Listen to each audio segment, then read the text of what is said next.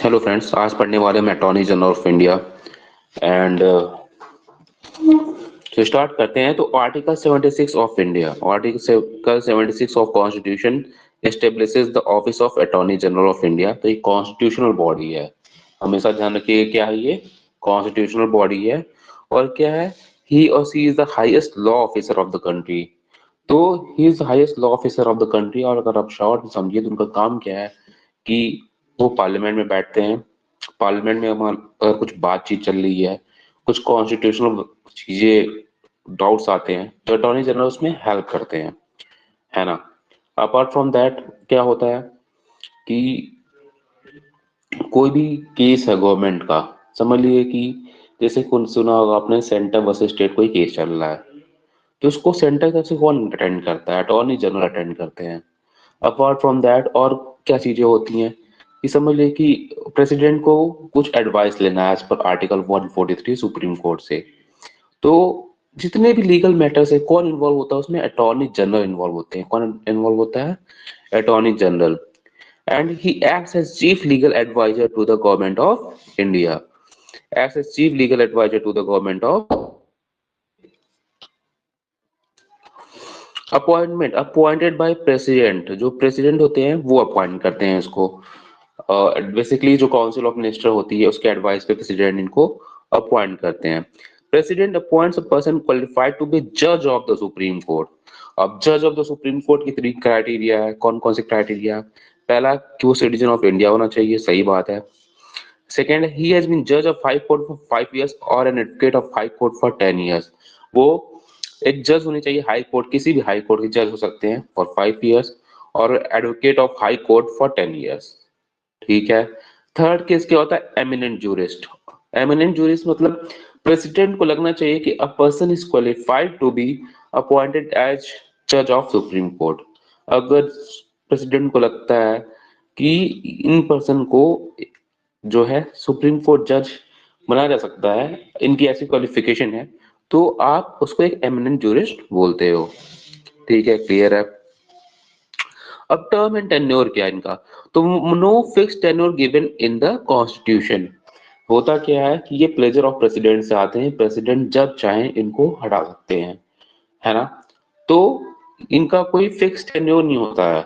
Is as per the pleasure of president, holds office during the pleasure of president। Conventionally AG resigns with change in government। और also क्या होता है कि अगर government change हो रही है तो भी अटॉर्नी जनरल को रिजाइन करना पड़ता है। ओके। फंक्शंस एंड ड्यूटीज क्या है इनके? इनके रूल एडवाइजरी हैं, जैसे और कॉन्स्टिट्यूशनल बॉडी के रूल एडवाइजरी हैं, तो ये अपना एडवाइजरी देंगे। अब गवर्नमेंट के ऊपर उसको मानना है कि नहीं मानना है। एडवाइजरी फंक्शन क्या क्या है? Advise the government of India on legal matters. मान लीजिए अब पार्लियामेंट में कोई बिल आया है, तो अब कॉन्स्टिट्यूशनल प्रोविजन उसमें सही है कि नहीं है, तो अटॉर्नी जनरल उसमें हेल्प कर देते हैं। और मान लीजिए कोई क्वेश्चन ऐसा जो है अपोजिशन रेज करती है कि भाई इस बिल में ये दिक्कत है, तो भी अटॉर्नी जनरल उसको कई बार उसको हैंडल करते हैं। और क्या करते हैं ये मीटिंग्स में भी बैठते हैं पार्लियामेंट के, दोनों दोनों हाउस में बैठते हैं, कमिटी में बैठते हैं, है ना। इनको राइट है स्पीक करने का यहाँ पार्लियामेंट पे, बस वोटिंग राइट्स नहीं होता इनके पास। आगे बढ़ते हैं। जैसे हमने डिस्कस किया था, advise the president on legal issue related refer to Supreme Court under article 143। कई बार ऐसे आर्टिकल स्टेट क्वेश्चंस आते हैं पीसीएस में कि जो प्रेसिडेंट एड्रेस करते हैं सुप्रीम कोर्ट को किसी क्वेश्चन के लिए, तो वो किस आर्टिकल से आता है? तो वो आर्टिकल होता है 143। ओके। अब आगे बढ़ते हैं, legal representation. Okay. He represent the government of India in Supreme Court, High Court and any other legal proceedings। तो जितने कोर्ट्स हैं, अगर गवर्नमेंट ऑफ इंडिया का कोई केस चल रहा है, याद रखिएगा सेंटर का कोई केस चल रहा है तो उसको अटॉर्नी जनरल हैंडल करते हैं। उनको राइट होता है कि वो किसी भी कोर्ट में जाके बैठ सकते हैं और चीजें ऑब्जर्व कर सकते हैं। ओके। अदर ड्यूटीज क्या है? Appear on behalf of government in presidential references, जैसे हमने डिस्कस किया। Perform duties assigned bye the president. अगर प्रेसिडेंट कोई और ड्यूटीज को उनको असाइन करते हैं तो भी ये काम उनको करना पड़ता है। Can take part in any legal matter of national importance, ये भी सही है। अब राइट्स एंड प्रिविलेज क्या है इनके, ठीक है। वो मेंबर ऑफ पार्लियामेंट नहीं है, he is not a member of parliament, ये याद रखिएगा। AG has several parliamentary privilege. Privilege कौन कौन से प्रिविलेज उनके पास, he has the right to speak in both the houses of parliament, वो पार्लियामेंट के दोनों हाउस में बोल सकते हैं।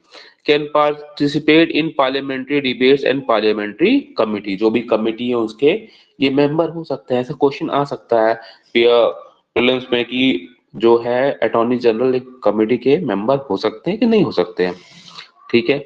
बस एक चीज इंपॉर्टेंट बहुत ज्यादा कि उनको नो राइट टू वोट, उनके पास वोटिंग राइट्स नहीं है, उनके पास वोटिंग राइट्स नहीं है। और भी चीजें वो एंजॉय करते हैं पर वोटिंग राइट्स नहीं है उनके पास। Legal practice rights, okay.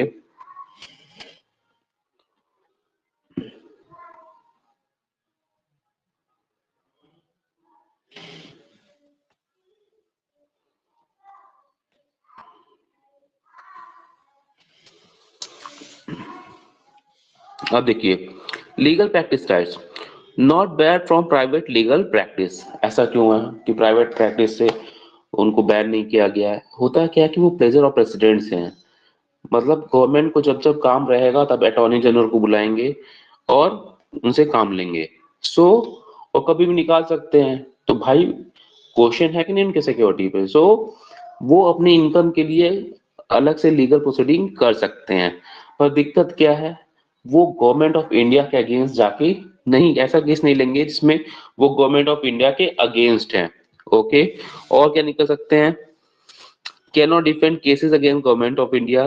Second, cannot appear in criminal cases without government permission। और ऐसा भी नहीं कि कोई क्रिमिनल केस करना है उनको, है ना, कोई क्रिमिनल केस करना है उनको तो वो गवर्नमेंट के अप्रूवल के बिना नहीं कर सकते हैं। Should avoid any activity that may result in conflict of interest. Conflict of interest समझते ही हो आप, है ना, कि वो अपने कॉन्स्टिट्यूशनल बॉडी का यूज करके कुछ ऑफिस ऑफ प्रॉफिट या फिर कुछ कुछ भी जनरेट ऐसा नहीं कर रहे होंगे। अब लिमिटेशन क्या है इस पे, he can not defend accused person in criminal prosecution without government permission, already पढ़ा हमने इसको। Asset employment of companies where he she may be required to appear against the government, है ना, ऐसे कंपनीज को ज्वाइन नहीं करना जिसमें उनको गवर्नमेंट के अगेंस्ट जाना पड़े। Must maintain legal confidentiality regarding advice given to the government, जैसे कि सारे लॉयर्स करते हैं वैसे इनको भी ये कॉन्फिडेंशियलिटी मेंटेन करनी होती है। नेक्स्ट चीज आते हैं रिमूवल पे आते हैं। The constitution does not provide removal, prescribe a removal procedure as per the pleasure of president. President जब चाहे उनको निकाल सकते हैं। Obviously council of minister decide करते हैं इसके regarding, headed by prime minister. Since AG hold office during the pleasure of president, removal is executive decision, जैसा मैंने कहा।